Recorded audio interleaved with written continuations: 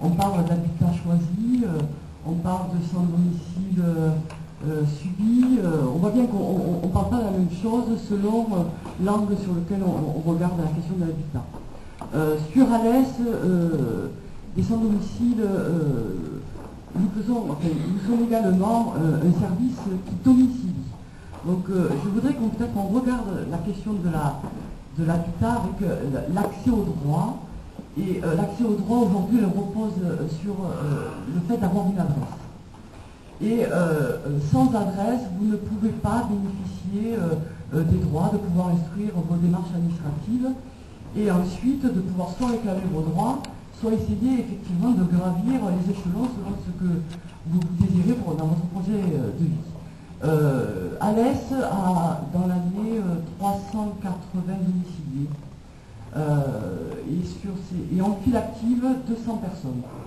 Sur ces 200 personnes, ils ont des profils complètement différents. Pour être très schématique, je vais les regrouper sous trois identités. Le sans domicile, quand vous en parlez à la population, ça évoque effectivement le sans domicile qui vit de la Manche avec des chiens, qui s'alcoolisent, qui se regroupent dans des territoires bien déterminés au cœur de la ville et qui vit dans des habitats de fortune, dans des squats, et qui donc font appel aux accueils de jour pour pouvoir bénéficier de leur adresse et retrouver un espace de dignité qui leur permet de prendre une douche et de trouver un point chaud pour boire un café. Ensuite, nous avons, alors là c'est un public qui est en constante progression, effectivement ce que je parlerai de sans domicile qui se trouve dans une rupture.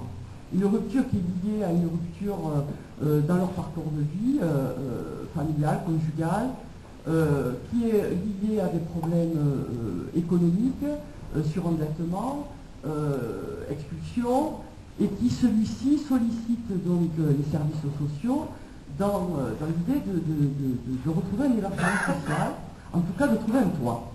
Et puis une troisième catégorie d'un public qui donc est plutôt dans un mode de vie choisi, comme vous le dites, qui vit donc soit en camion aménagé, soit en yourte, soit en caravane, soit sous tipi, soit sous bâche. Enfin, on a de multiples profils et donc qui revendiquent leur choix de vie. Et il y a un espace de liberté dans lequel ils veulent pouvoir s'épanouir et jouer. Sauf que par rapport à ça, ils sont quand même contraints de se rattacher à la notion de territoire. Et donc de faire appel à nos services pour pouvoir bénéficier d'une adresse, pour pouvoir réceptionner leur courrier. Et sur Alès, moi la problématique que je soulèverais, c'est que les CCAS, alors c'était une mission qui incombait au CCAS d'une commune. Et aujourd'hui, les CCAS se déchargent un petit peu de cette mission-là, parce que les sans-domicile sûrement dérangent, et donc font appel à des associations spécialisées, soi-disant, qui sont, et donc du coup, recentrent une population sur un lieu fixe, alors que vous voyez bien que la question du sans-domicile, elle renvoie à une question de territoire. Donc Alès domicilie des personnes d'un territoire très large, c'est-à-dire le Haut-Angusien, proche du Vigan, Saint-Jean-du-Gard, Quissac, Ganges, la Canette, je redescends Bagnols domicilié depuis peu, tout le secteur Bessèges, Génolac, Aujac, et là on se retrouve dans une difficulté, c'est que quand même le premier accès au droit, c'est instruire sa pièce d'identité, et la deuxième, c'est souvent malheureusement l'accès, enfin le bénéfice du RNI. Aujourd'hui, le RNI a des contraintes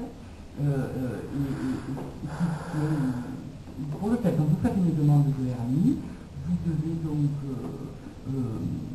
instruire, adhérer à un contrat d'insertion. Un contrat d'insertion, donc à ce moment-là, les personnes qui sont stabilisées sur Saint-Jean-du-Gard, Bessèges, Aujac, ont un référent contrat d'insertion qui est localisé sur Alès. Donc, ils ont la double problématique, c'est de pouvoir venir chercher régulièrement leur courrier à 30-40 km de leur lieu d'habitation, de stabilisation, et ensuite de pouvoir honorer tous les rendez-vous qui font qu'ils sont inscrits dans le système. Donc ça, pour moi, c'est un réel souci, c'est le désengagement des CCAS sur cette question de la domiciliation.